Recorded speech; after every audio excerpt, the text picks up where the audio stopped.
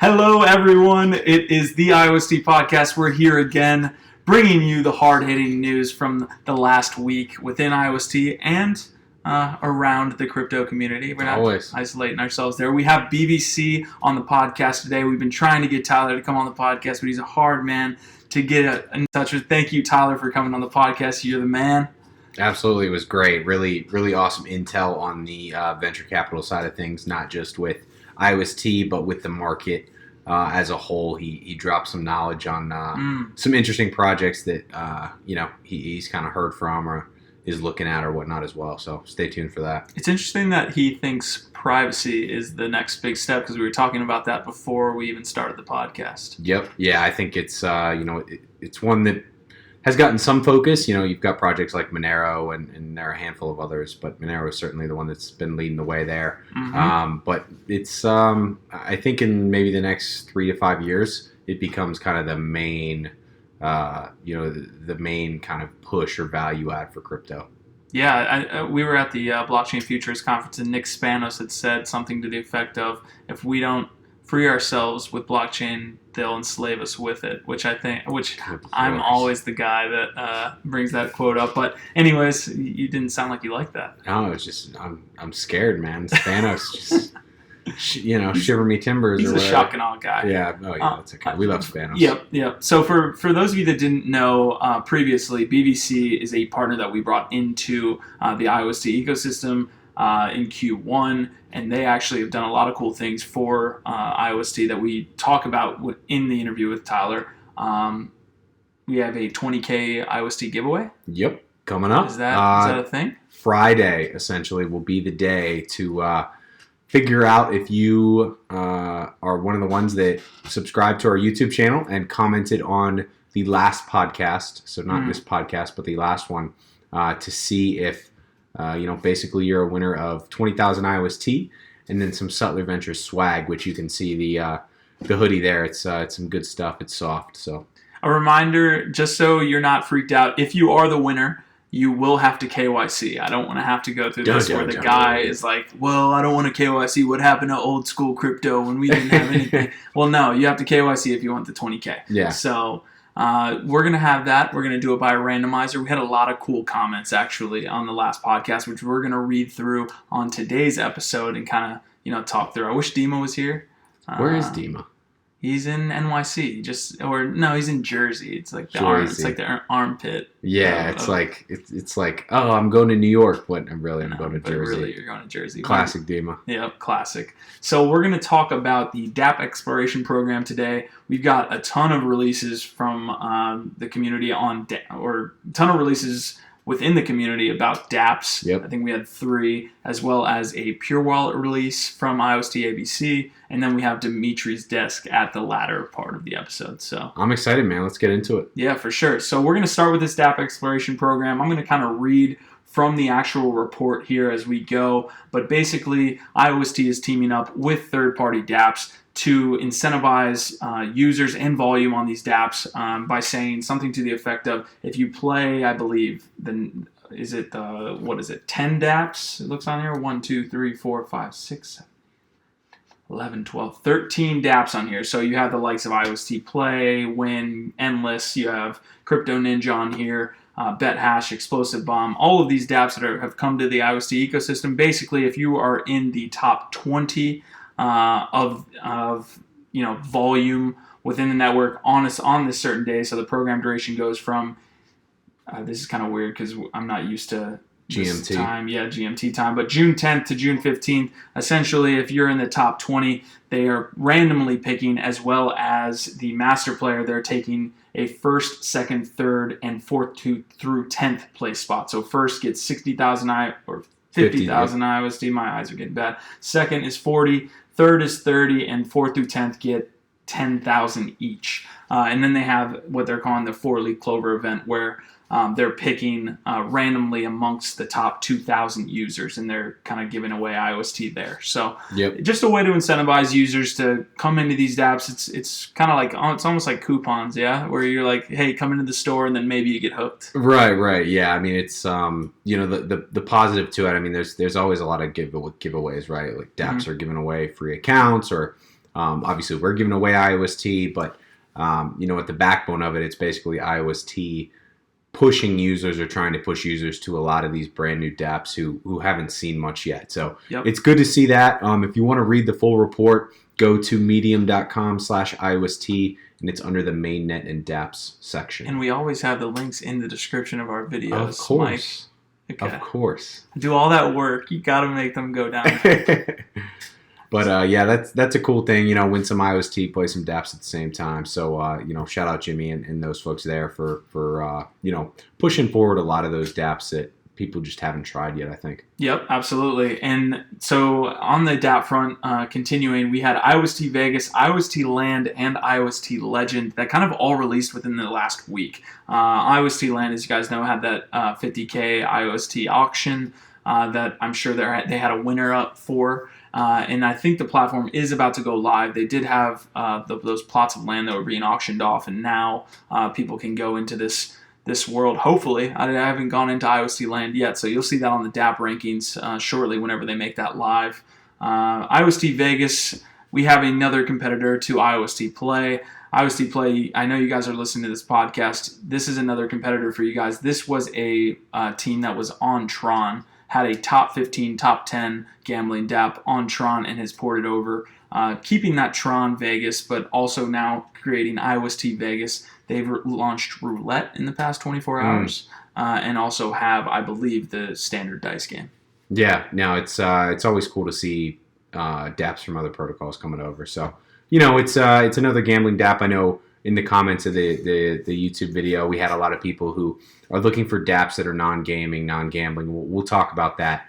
But at the end of the day, it's in a very or to a very small degree, IOST kind of taking projects from other protocols or adding projects. Mike is the king of analogies, so while I'm talking about IOST Legend, I want you to think of what's an analogy for these gambling dApps right now. It seems like a redheaded stepchild of sorts, but you're better at that. But IOST Legend also launched. It's kind of an MMORPG. I haven't looked at it, fully. It just came out. The announcement just came out like 2 hours ago, and the entire dApp is in Chinese. So that's an issue for usability. That needs to be translated into English for us English-speaking users before I can really know what the hell's going on in there. So when that does happen, we'll have the review for you guys on that dApp rankings that we send to dapp.com.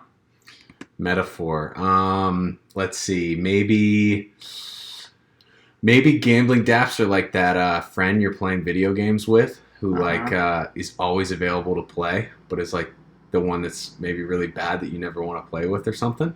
That's as good as I could do in 25 seconds. You're way too quick. No, that's pretty good. It's like, oh, well, he's on, he's on Xbox Live or whatever. I'll play with him. It's definitely not me. I'm great at video games. Yeah, especially NHL. So go ahead into the next little topic here. We had a wallet release. Yep, this is big. When talking to IOST, it's something that they've been focusing on. It often seems that when you're kind of a user of these dApps on these protocols that the team isn't listening, right? But they are. They're listening very carefully, and we saw a lot of these comments here on YouTube about more wallets being needed. This is one that it was added from the IOST ABC team. Like you said, it's called PureWallet. They pushed it out on their blog, on the IOST blog, so you can take a look there. We'll have a link for you in the description, but essentially what it does is it adds another venue for folks to use an IOST wallet other than Token Pocket, which it's probably a good chance to kind of take a step back to. And, one of the things that we had talked about in some of the initial podcasts was that, we were under the impression that IOST would be coming out with its own wallet. And it looks like they're not going to be, simply for the reason that they're afraid, if they come out with their own wallet or they come out with their own DEX or something that a lot of third parties can do relatively easily, or, they can work with third parties to port over onto IOST. They're worried they're not going to get those third parties because obviously everyone's just going to use the IOST branded wallet. That's a little bit, I love that you bring that up because that's a little bit about what's going on with EOS right now. So for those of you that don't know, obviously Block One is the company behind EOS with all this money that got, was able to benefit from all the fundraising they did through the token sale. That almost seems like the big shadow for any Dapp developer that's like, oh God, I really hope they're not doing anything DeFi, or I really hope they're not doing anything social media, because immediately when voice came out, it's like, well, they're going to obviously do it better. Yeah, if you had the same idea, like, you're never going to be able to compete. Yeah, that's so the one they're going to be pushing. I mean, it'll be super interesting. I know we've talked with Dallas Rushing that does Karma. That's a social media Dapp on EOS, so it's interesting to see from his perspective. I'm sure he's keeping up his good spirits, but it can't be good to have, you know, a company with $4 billion trying to compete with that. Yeah, so that's a good point. Yeah, it's interesting, and it's just, you know, it's one of those things where obviously IOST is you know, continuing to work on the protocol. They're continuing to push these dApps forward. They're marketing IOST. They're marketing these dApps. They're doing everything that you want to see from a protocol team, as far as, you know, promoting the project, right? Getting it out there, getting dApps to build on it. But at the same time, they haven't completely lost the focus on decentralization either. You know, their plan all along, if you've listened to some of the AMAs or heard maybe some of the previous podcasts that we've done with ICO Alert, you know, the plan is not to basically throw IOST to the wild and hope it works like a lot of other protocols have done. It helps them avoid collusion. It helps them to kind of get their feet wet before they go full decentralization, if you will. But at the same time, they're, you know, like I said, they're not just kind of, you know, completely forgetting about it, right? They're still acting in a way that will allow the protocol to be fully decentralized one day. I like it. The one thing I kind of don't like, and the reason I won't be, you know, putting a lot of funds into a PureWallet, is that I don't know who the hell IOSTVegas is, and they don't have anything for what I see on their website that, you know, shows who they are. So the fact that I have to enter my private keys into this wallet, and I don't know the team behind it, if they're going to be, I get the, you know, the issue with decentralization and centralization, like Token Pocket, you know who they are, you know the team behind the project. So to some extent, I can trust them with putting my IOST in that wallet. I don't know who IOSTVegas is. I would love to have them on the podcast. Yeah, definitely. We'd love to hear from IOSTVegas, PureWallet. I know they're obviously, you know, one of the big blockchain explorers in IOST, but you know, don't have kind of as much presence as Token Pocket does. Token Pocket has a handful of other protocols that you can, you know, use in the same wallet there. So do you disagree or agree with what I was just saying? I mean, I think they're just kind of a smaller competitor, you know. So would you put more than $10,000 into PureWallet? Oof, I don't know. I mean, it's I would have to do my research, right? Okay. You always want to do your own research, right? Yeah. Don't listen to us. Don't just shove everything in Token Pocket or shove everything in BIS or anything like this, right? But yeah, I'd have to do my research. I've been super happy with Token Pocket. I've been happy with BIS. I really like the voting portal. So it's like anything else, you know. Another gambling DApp comes out. If you're loving IOST play, it's only going to be harder for that new gambling DApp or that new wallet or whatever to kind of steal those users. I love it. We should take a shot every time we say not investment advice. I think that'd be a cool game. All right, so we actually have a new segment. It's kind of it's obviously an old segment, but it's a segment that we're gonna keep. Wow, if I say segmented, that's gonna be great. So yeah, it's a segment that we're gonna keep segmented now to its own little area. So Dimitri's not going to actually do this live on the podcast. We're actually going to have it superimposed on this podcast. So you guys should be hearing something that was recorded from Dimitri's, computer and with his audio, and we're going to turn that into another video. So I think it's going to be better. I know that was a roundabout way of saying it's not going to be on this, live on this podcast. Dimitri's in a dark corner somewhere looking at charts. Yeah. Basically, what we're saying. He's been restricted. Well, yeah. Jersey dark corner. It's makes true. Sense. It's true. Well, the reason we wanted to do it, we talked about it, was we can make it its own video. So right. if that doesn't work, if you guys don't like that, we can bring him back, from the dark room and have him sit right here and do that. Not that he's not going to be on the podcast anymore. Right. This is going down Dimitri, a weird path. He's just like, head in hands right now. He's being kicked off the podcast. Anyways, here is Dimitri's desk. What's going on, guys? This is Dimitri from Sutler Ventures. I'm currently in New Jersey with my family. Unfortunately, I can't join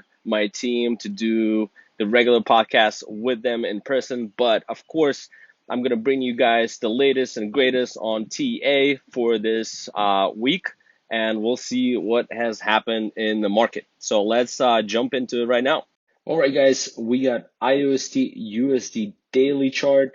And as you can see, not much has changed since last time. We're still at the bottom of the range below the 50-day moving average. We're still between the trend lines that we have outlined. And also important to point out that our indicator that we talked about last time, which is called ADX, which signifies a range once it dips below 20.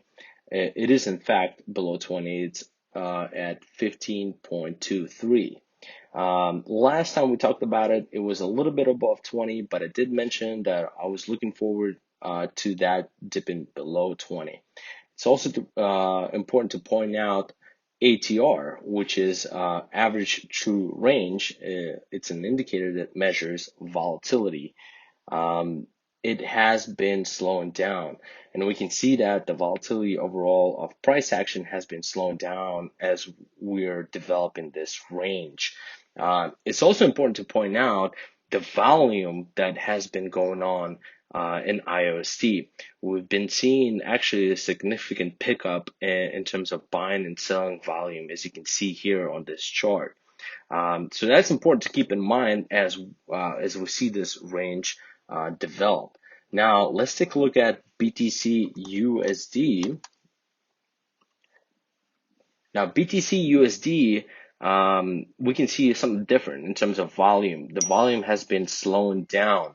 And also at the same time, we see ADX is actually approaching that 20 mark that we talked about. So we can see probably BTC starting to develop some type of range if it doesn't bounce from this 20 mark from ADX, as well as ATR. The volatility measurement has been slowing down as well. So we see a consolidation here between these levels, and we'll see how that develops. Also, Ether USD, we'll take a look at that as well. We can see it's kind of a similar type of development where we have these two marks as well, support and resistance. We're kind of bouncing between the two parts. The volatility, ATR is going down. We're approaching that ADX range. We'll see what happens because we've seen something in the past where, it's either essentially approaches that level and then bounces of it, and then we have a momentum push where essentially the price moves forward or downward essentially, because if ADX essentially signifies as a range. So if we have a downward movement, which is a new trend, we can see ADX actually move up. Another thing to keep in mind, as always, we have our dominance levels, right? So since last time we had our podcast, levels have definitely changed. Bitcoin last time was at 55.58 percent dominance. Now we are at 55.33. And last time alts were at 19.49% dominance. Now they're at 19.53% dominance.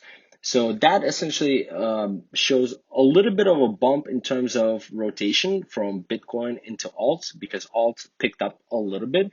Now that can be due to many different kind of things. If you consider maybe new tokens, IEOs, or maybe rotation from BTC into alts, that can make a lot of sense. Just to keep that in mind as you're trading, as you're approaching this market, all these factors, when you're putting on positions, this is what I see is going on in the market today. All right, welcome back. Thank you, Dimitri, for doing Dimitri's Desk. We're gonna get into a couple YouTube. Are you following Dimitri's Desk? Do you trade off his TA? I'm not trading IOST like on a daily or weekly basis. I'm hodling, but I think he's been doing pretty well so far. I know Zach Lee hit some trend lines from like months ago on IOST and just randomly checked him out the other day, and he was like, "Holy hell, these are these are lining up perfectly. So Nice. Dimitri might have some competition. We'll see. Zach's desk. Zach's desk versus Dimitri's desk. I also want to see, if we haven't had it here in this latest episode of Dimitri's desk, what we can do as far as an intro. Throw some Dimitri memes out there. So if anybody wants to put together a meme that we can kind of throw in a Dimitri's desk intro, let them fly. Come over to our Telegram. I would love to see like a Dimitri Bitmoji. Oh yeah, 100%. That would be good for like an intro. Yeah, or just like a static picture of him sweating or something. Like, oh shit, here we go. Dude, you need to get back here and be right next to us because we're ripping you apart when you're not here. Which I would do to anyone that's not here. That's nothing personal. Anyways, all right, so we're getting to the comments from last week. These were the comments that were left. Some from a lot of our returning viewers, but a lot that are taking part in this 20K IOST giveaway. So I've got a couple here that we've chosen before, and Mike's actually going to go through while we're live and see if he likes any. But so I've got Jamie A. It says, cool having BitBoy on the podcast. You guys are both IOST nodes that I've heavily voted for. I would say the most important... Oh, wait. The question we told everyone to ask was, what can IOST do to improve? Right. Yeah, a little context. So, yeah. I would say the most important improvement would be more exposure and marketing. Trading sideways gives me more time to hodl, more IOST, but I am ready for the moon. So... pretty good comment there, Jamie. Thank you for voting for us, to be honest, and voting for BitBoy too. BitBoy's slowly becoming a regular in our Telegram chat as well. So thank you for that. I would agree that more marketing, especially from the team, is important. I don't know what's going on over there in Asia. I don't know if they're pushing any hard marketing, but over here it's like we said, it's a lot of decentralization going on with different node partners actually doing the marketing for them. So that's a good comment. Yeah, definitely. I mean, obviously it's something we talk about in the interview with BVC, but they're out there pushing the word. We're obviously pushing the word. Talking to the team, right? Their plan, and you can actually see this as it seems to be correlated with office locations they're opening. But their plan has always been, from a marketing standpoint, to make sure that the home front is, rocking and rolling, right? So obviously China, South Korea, Japan, those are three major areas that have been their initial focus. It looks like next they're looking at Germany, they're looking at Russia, right? So a handful of other countries that, if you look at from an actual data standpoint on crypto adoption, these are countries that are using crypto in a variety of ways. I think some regulation in the U.S. maybe is holding back some of the marketing, or either way, it's certainly coming up for IOST down the road. I think they're kind of taking it slowly. They don't want to expand too quickly. Make sure they're always getting that return on investment when it comes to marketing. Yeah, the regulation is certainly not helping. Right. So I would love to see them work. We talked about this with IOST Africa in our Telegram chat today. And I kind of said that I would rather target the European developers, to be honest, because they don't have to worry about what these American developers need to, have, breathing down their back. So if you can get some type of Dapp developer in Europe that can translate, obviously is developing and, translating things to English very easily, then we can stop having some of the problems that we're having. Yeah, and we're going to be working on that too. Anything that we can do from a marketing standpoint or culture standpoint, or even if it's just translation with a lot of these dApps, we're going to be pushing forward to do. So cool. Stay tuned for that. All right. What other what comment you got? Let's see. Well, I obviously love the comment that, from Steve Peterson here, who's basically said he loves everything. No changes needed. Wow. Steve, my man. Steve. Pump it. A big one has been changing the unstaking period. Probably half. Yeah, probably at least half. Yeah, from 7 days to 3 days. Something we saw other protocols do, like EOS. They originally had a 7-day. And change it to 3-day. I'm sure this is on the timeline. I'm going to ask the team about it tomorrow as we're talking to them. I don't think it's kind of a high priority for them. They're obviously focused on dApps. They're focused on things that are gonna really bring returns to IOST in a variety of different ways, right?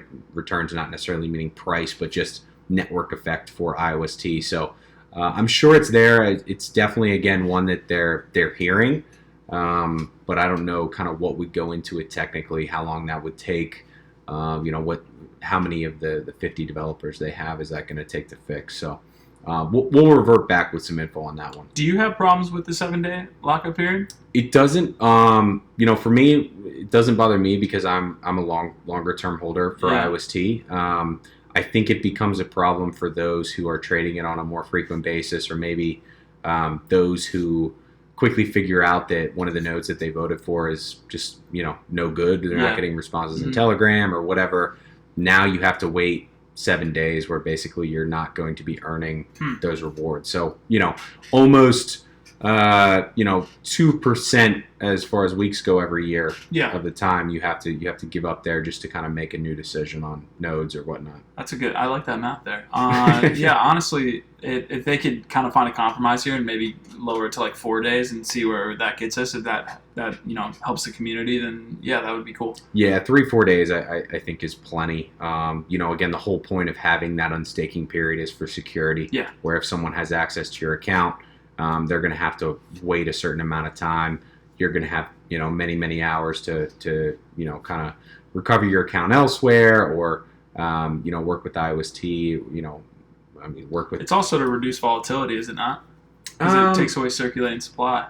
Maybe. It might be an interesting, secondary effect. I don't know if that was kind of the... I don't know if that was the initial intention. If I didn't have all of my IOST staked, I would be day trading it like a month now. So the next comment, I want to see a better marketing strategy. Okay. This is from Leonardo Rodriguez. I want to see a better marketing strategy on social networks. We've already talked about this, especially Twitter. But the one thing I wanted to focus on is he says a roadmap update. I think that would be big. I think that's an underrated part. He kind of buried the lead here, but a roadmap update would be huge for this team right now. I think people are wondering what's going on, and I think a roadmap update would do a lot to kind of quell any questions that are out there. Yeah, and I'm going to take it one step further and say that I think we need various roadmaps that are kind of tiered to the different niches within IOST, right? So you obviously have development that's ongoing. You have things that IOST wants to improve, whether it's an unstaking period or something takes a bit longer maybe, or something that's more technical. Having a technical roadmap alongside a marketing roadmap, maybe alongside a Dapp and partnership roadmap, something like that, where things can be broken out with more detail, especially for those new users who are coming in. And looking at the IOST website for the first time, they're kind of seeing a small amount of dApps. They're seeing some partners. They're obviously seeing all the various venture funds and capital firms that have invested in IOST, but they're not getting a good indication of generally what's coming next. Love it. You got any others, or do you want me to keep going? We see a lot of the marketing ones. There's one on here from Juanito R. Need more wallets. Obviously, that PureWallet piece that we talked about was a big one. Somebody on here, Nora Perez, says smash the likes, viewers. So shout out Nora for that. We always want subscribes and likes. That's big for us. Nora was hitting us with a lot of comments. She's like an OG on our viewership. So shout out Nora. She was telling us to put some things out there that say like subscribe and like. So thanks for that, Nora. Stringer Bell says, tell your boy to stop saying essentially after every other word, ... LOL. And I didn't know who he was talking about. Was it me? Was it you? Was it BitBoy? I got super self-conscious. I had to go back and watch it. Oh no. I still don't know who it was. So Stringer, who were you talking about? Because when you say boy, there's all 4 of us are males, so we don't know exactly who you're talking about. And one is BitBoy. Yeah, so one of us is a boy. We're all like each other's boys as well, so it could mean literally, maybe it's all of us. Yeah, it could be all of us. I don't know. Stringer might have hit us with the inception, but let's see another one here. One of the comments, this is from Gunny Smith, wanted to talk about monetizing iGas. I don't technically know about the RAM and how that works. The CPU works on EOS. Maybe you know a little bit more about that, but it seems to me monetizing iGas would bring more negatives than positives to the network. Yeah, it's something that EOS has struggled with. I wrote an article about that a couple of weeks ago, and just basically kind of giving a thumbs up to IOST in the way that they've handled it. Essentially the problem has been that if you can trade network resources on a secondary market, they become subject to just, trading volatility in general, which makes it very difficult for dApps to go out and access those resources consistently in order to build on the network. I mean, EOS launching their voice app had to spend like $25 million in resources buying them on the secondary market. So, it's one of those things that we've seen negatives from. With that being said, maybe what the comment is getting at is that there could be a unique way that IOST implements like an incentive model with iGas, right? So essentially, every IOST that you stake, you get 100,000 iGas for. If we open up secondary market trading for that, people can just, stake and kind of dump the iGas. Maybe there are issues there, but if the comment is referring to, maybe a unique incentive model that allows folks to lend out iGas or, kind of monetize the iGas that they're receiving from staking their IOST, it would just be further incentive to own and stake IOST if there's more, financial incentive there on the I think that's exactly what, for the rest of the comment that he made, that's exactly what he's getting at. Gotcha, yeah. And cool. We've seen some of those plans kind of loosely thrown around by IOST. Some like the fact that any node that brings in, new accounts will get some portion of those account fees or whatnot. I mean, obviously, the fee model is complicated on IOST, so we're not really sure how that would look. But incentive models in general, IOST, it's not kind of a done deal. I think they're constantly looking to improve on that front. Yeah, that's a good point. That's a really good point. All right, so we'll finish up. I mean, we're coming down to like the last minute before we have to go to this podcast with Tyler, this interview with Tyler. We have Dom Bolton. He says, "Hey guys, love the podcast. They really make my boring day at work go a little bit faster." So thanks for that. We always look, to create some interesting content for you guys and keep you informed. Meta Crypto says, "Well done, Sutlerites," is part of his comment, and I actually want to take that. And now I think our viewers, do you like that? Sutlerites, I like it a lot. Okay. Yeah, that's dope. So Sutlerites. So I think we're gonna go with that. So thank you for all the comments. Again, we're picking that 20K IOST giveaway winner on Friday. We're going to randomize it. It should be announced via Telegram, via Twitter, via all of our social media. So just be on the lookout for that. Absolutely, yeah. And one final point, not to kind of end on a somber note here, but for anybody in the IOST community that's in Hong Kong right now, stay safe. We're thinking about you guys. I know there's a lot of upheaval going on over there, and in Hong Kong, it has been kind of a big hub for crypto. So anybody over there, stay safe. We're certainly thinking about you. Hope everything gets worked out. Alrighty, folks, we are here with Tyler from the BlockVenture Coalition. Tyler, how are you today? Hey, what's up, guys? Thanks for having me. Yeah, of course, man. It's good to talk to you here finally. For those who don't know, Tyler and Philip and the folks over at the BlockVenture Coalition joined the IOST ecosystem alongside Sutler Ventures. It was one of our first announcements that we had earlier this year, but been eagerly waiting to get you on the podcast here so that we can hear from you as to what you're seeing in the market, what you think about IOST, and certainly what the BVC is doing out there all around for crypto and for IOST. He's also got a nice backyard there, just hanging out.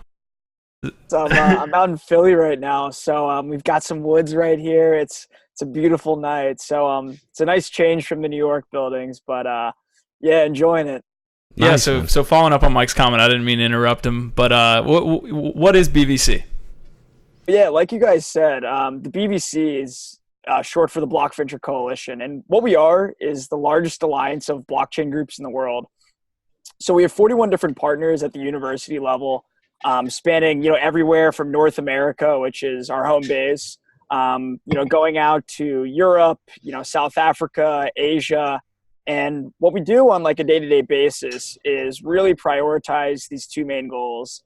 And one is providing resources to different research institutions. And two, it's helping incubate top projects. So on this other side, we also have 44 different venture capital funds and investors. We share deal flow with upwards of about 100 different investors at this point. Anything from early stage startups in the family and friends / seed round going all the way out to, Series B, layer one, big crypto exchanges and whatnot. So we've incubated this group over about the last year and a half, and have grown it out to be a pretty sizable number of, participants, individuals, students, professors, projects and whatnot. And we've been coming across about 4 or 5 different blockchain startups a day, and have spoken with about, 50 or 60 of the top 200 cryptos by market cap. So we have, a really strong breadth of what's out there at the Dapp level, at the protocol level, infrastructure level and whatnot. And a lot of this, really started from back, when I was at Carnegie Mellon, and Philip, who's my business partner, actually founded the Carnegie Mellon blockchain group. So there's a whole story here where, we were just 2 crypto enthusiasts, trying to figure out, where we fit in the space. And the CMU group started pumping out a lot of different research, but it wasn't very connected to the broader crypto ecosystem, which, is a lot how universities work. So researchers and professors are heads down working on, this next gen security protocol or, fantastic DEX or whatever it might be. But the world doesn't really get to see it. So unofficially, we started talking to different research groups, and Philip was passing me some different projects while I was working at a hedge fund in the space. And from there, the network, people just got really enthusiastic about it, wanted to help out, and it became our full-time jobs over the last year and a half. So, that's where we are today, and, really excited about IOST and, trying to get as much exposure into these different university groups and investors and, onboarding dApps, as we can as, another strategic partner to the protocol. That's awesome. Yeah. It's, it's obviously why we really wanted you guys on board, those connections that, all that hustle that you guys are out there killing it with is cool. And, it's always good to hear that entrepreneurial story, right? That I think a lot of people probably don't hear when they read the blog post or whatnot. So, for those who, maybe aren't as familiar with venture capital and crypto, or just kind of, in general, how venture capital works. If I'm a project and, whether I'm one person or a team, and I want to go out and I want to raise venture funding, how does that kind of work with the different rounds, and how would I kind of go about doing that? Yeah, so venture capital is a really cool industry. I was fortunate to be surrounded by, a few different mentors and classmates and colleagues of mine that, made the transition into the space a lot easier. But, at a high level, if you're starting a new company, you need things at your disposal. You need money, you need resources, what people call capital, you need talent.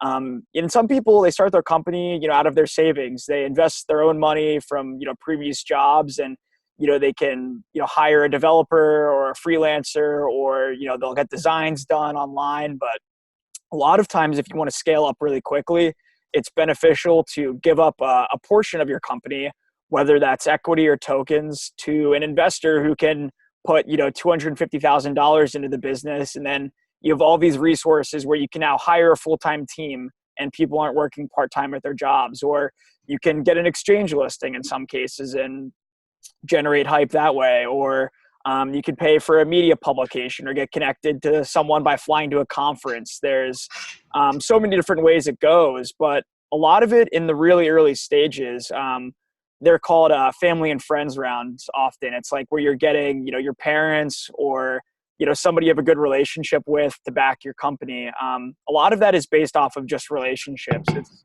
so early in the life cycle of the company, you don't have revenue metrics, you don't have, even a website sometimes. So people are backing you off of your character, what they've known from your work experience in the past, and, how talented or, how great your idea is. So, we've been building out this network of venture capital funds and have been hopping on monthly calls with a lot of them. Ones that are, what a lot of people call Sandhill Road, which is like a lot of these San Francisco funds that have like $1 billion assets under management.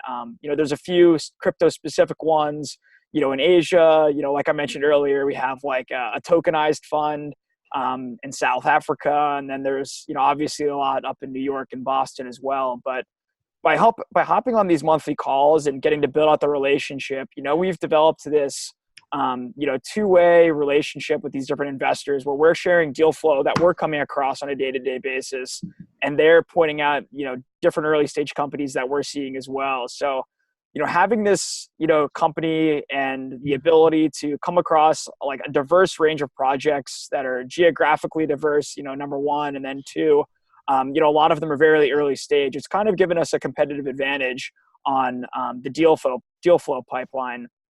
And a lot of what investing is at the really early stages, someone really smart told me this once, was one, you want to see every deal out there so that you can compare them and understand, what the different verticals are and, who's doing the best job at it.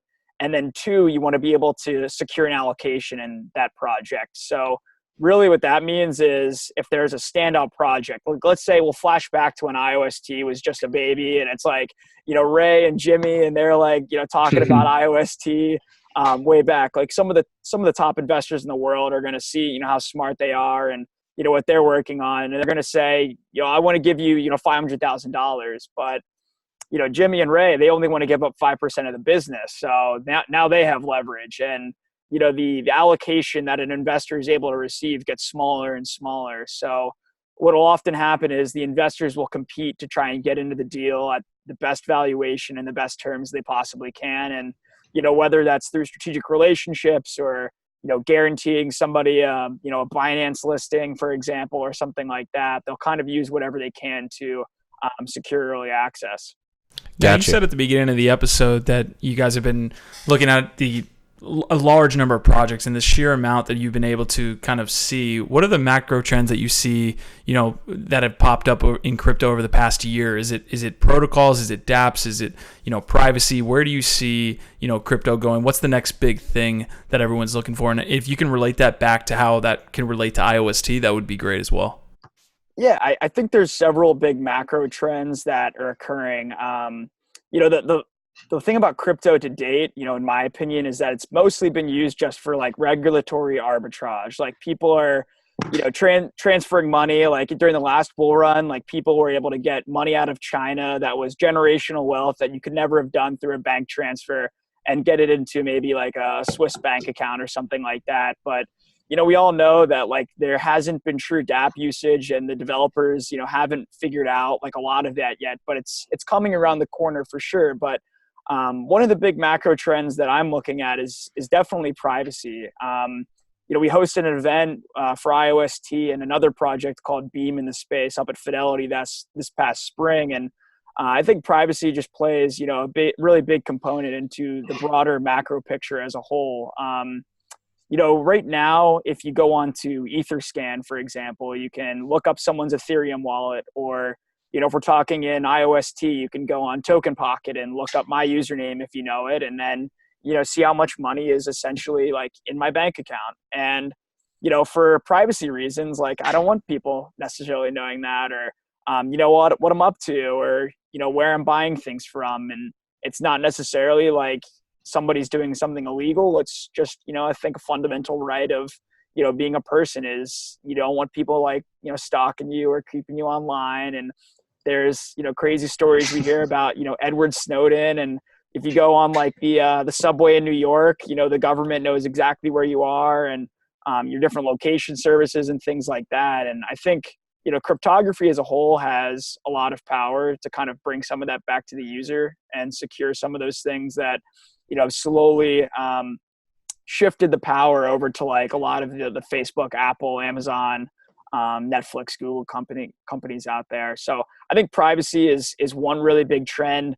From an investment standpoint, infrastructure has been, I think, the most profitable investment in terms of ROI.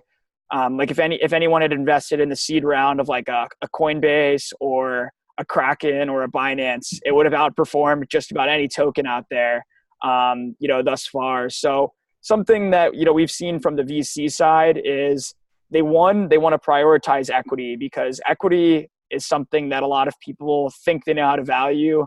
And there's like, recurring cash flow and things like that. And you own part of the company.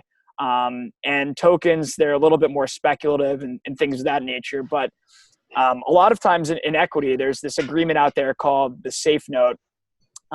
There's actually been a change to this new type of note called the SAFTI. And what that stands for is a simple agreement for future tokens or equity.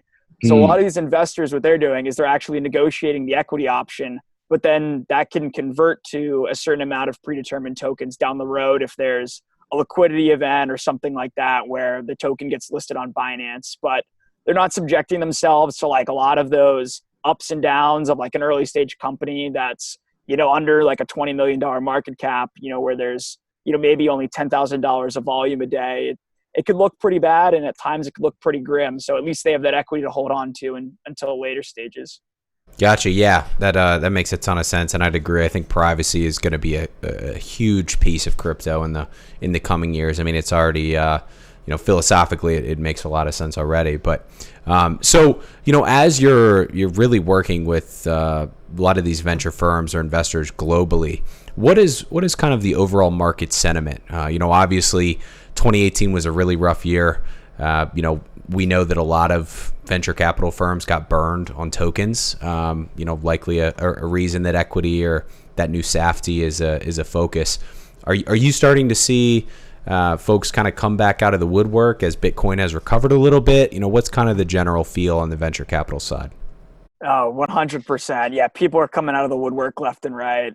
Everybody, the one thing that I think is scary but cool is if we cross that $20,000 threshold where, we are back above the all-time highs, I think there's going to be a lot of very important people, a lot of famous people out there that all of a sudden are going to come out of the woodwork even more, because there will be no one that has held Bitcoin at any point. And if they didn't sell, they'd be down money. At that point, everybody will be up because it'll be higher than the all-time high. Get goosebumps. Well, it is. It's a pretty crazy thing. But earlier this past spring, I was at a family office event in New York, and a family office is just like an investor, so to speak. It's like a group of people that manage a lot of money. But there was an event in New York this spring where it was like a lot of investors and family offices, and Fidelity was one of the groups there, and they're going to be publishing a survey pretty soon, and they kind of gave us a sneak peek. But they have a lot of different investors, in their company, and they manage, a lot of different funds. And they did a survey on crypto assets and how many different family offices and investors that they're holding funds for are looking into crypto, want to know more about Bitcoin, and want more access to it. And the number was upwards of 50% and even higher. So it is like everyone's looking at it.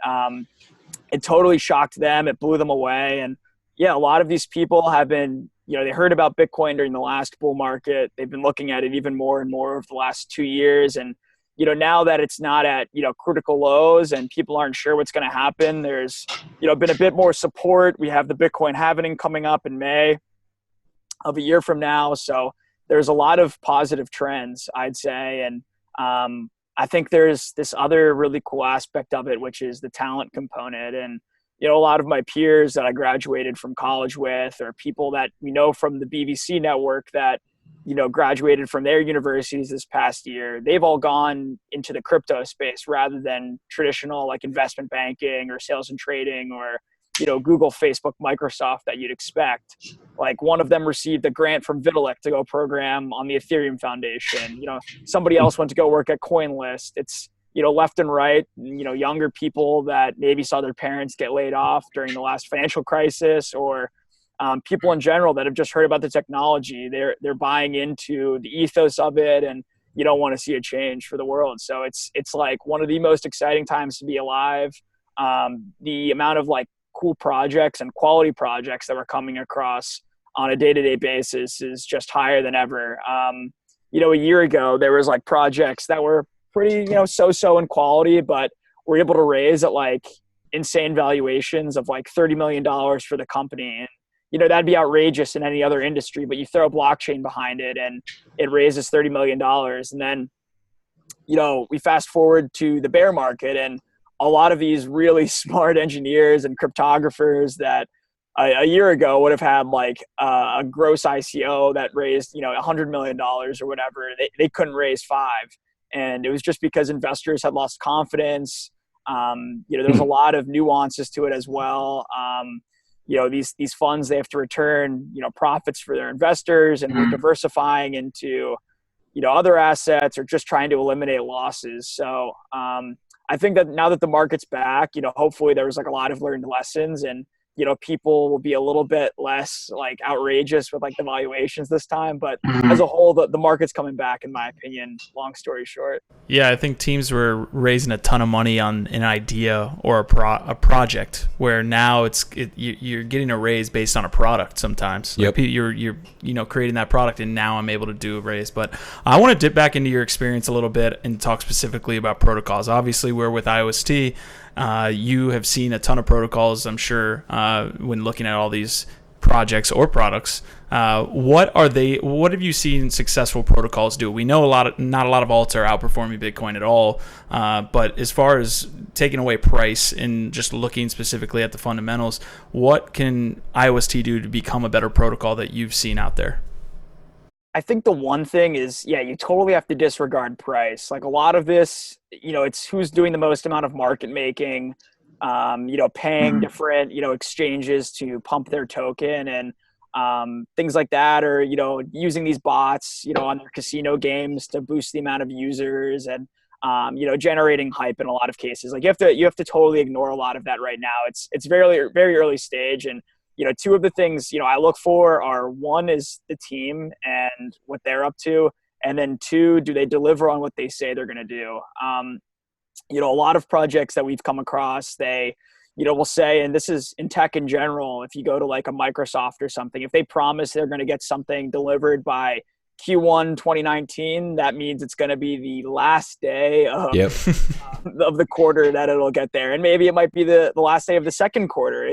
Everything is always behind schedule. So the one thing that I've seen with IOST is that they've delivered basically on everything they've said they're going to do thus far. And they've been well ahead of their peers in doing so. The second thing is that whoever is the first group to build meaningful dApps will have a huge competitive advantage. So, I know one of the things that, the BVC and Sutler Ventures have been trying to work on together is getting a lot of these infrastructure partners out there, like laying the rails, like with different, wallets, whether it's like Ledger or, different integrations with exchanges and different applications out there that make this easier and really make this process more simple for people to interact.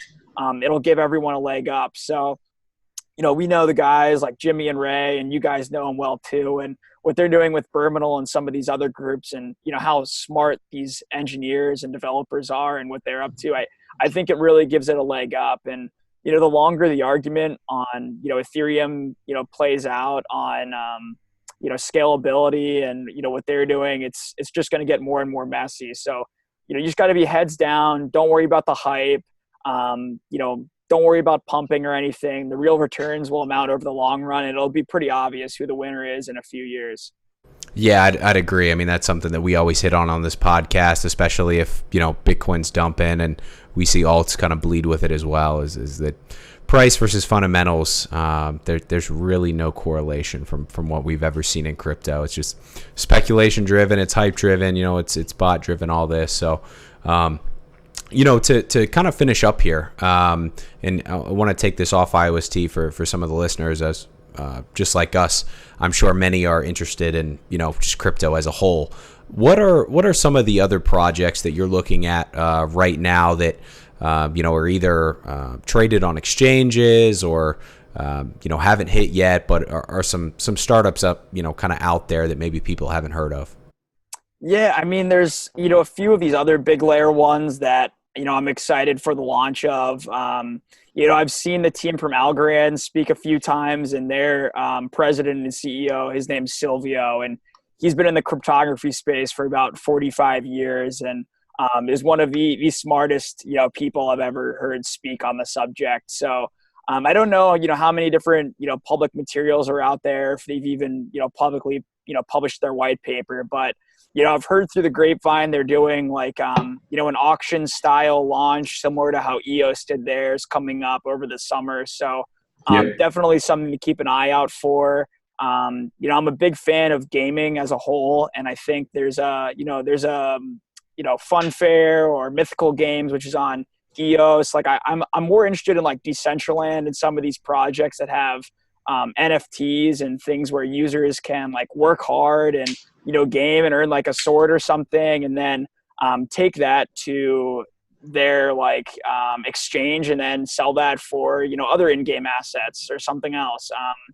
The one cool thing that I heard that Mythical is doing is they're working with Conor McGregor's marketing team to build out like a Madison Square Garden type of arena where like users can own seats in it, and then you can train your fighter and build his XP up and then end up fighting out there. So I thought that was a pretty cool concept as well. And then on the corporate side too, one of the verticals that I'm looking at is supply chain. And I hear all these different events that I go to, like Deloitte, EY, IBM. Everyone's looking at supply chain and how they can integrate it into their day-to-day Big Four consulting and engagements like that. So I know there's a few different tokens out there, and I don't really have, too much of a preference towards either one, but I think there's like VeChain, there's Wabi, there's Ambrosis, and there's a few others as well. So supply chain might take a little bit longer just because the nature of these bigger companies is that they move a bit slower. But that's another cool industry I think is pretty cool. Yeah, definitely. It's fascinating. You go through projects that, maybe raised a little bit of money privately or are being traded on exchanges. And certainly while there's a lot of trash out there, like we've all seen, there's a lot of really interesting stuff. Do you guys want to buy my Walden chain bags? Speaking of supply chain. There's a premium on them, I think, is probably what's happening. Good. Well, awesome, man. Really appreciate the time. We'll obviously be in touch here. Sutler Ventures and the BVC have been working on a few things behind the scene, and are hopefully excited here to have some other announcements soon. For those who are interested or maybe projects that are looking for some help, what's the best way to get a hold of you or get a hold of the BVC team? Always reach out to us on Twitter. At BlockVenture is our handle. We have a company email we use as well, bvc@blockventurecoalition.com. So either one of those ways, if you ping us on there, DM, email, we'll get back and we'll be in touch. Where are you guys headed to next event-wise? I actually think there's a big gaming conference Philip is heading to tonight in Los Angeles. So it's called E3. E3, yeah. There's going to be a couple thousand people there for that. And then Philip will also be out at Bitcoin 2019 in SF. So a few conferences coming up. My day-to-day up in New York, there's typically like a lot of these different, Eventbrites or meetup.coms that will just come up last minute that I'll attend. But, I haven't seen too many, big conferences that I think are worthwhile on the East Coast. Unless you guys know of any, let me know for sure. Yeah, the conferences can definitely be tough, but appreciate the time. We know you guys are out there hustling, working crazy hours. So we appreciate all the hard work you're putting in for Sutler and for IOST. So keep churning, and we'll talk to you soon. Yeah, talk later, guys. Thanks for having me. Thanks, Cheers. Tyler.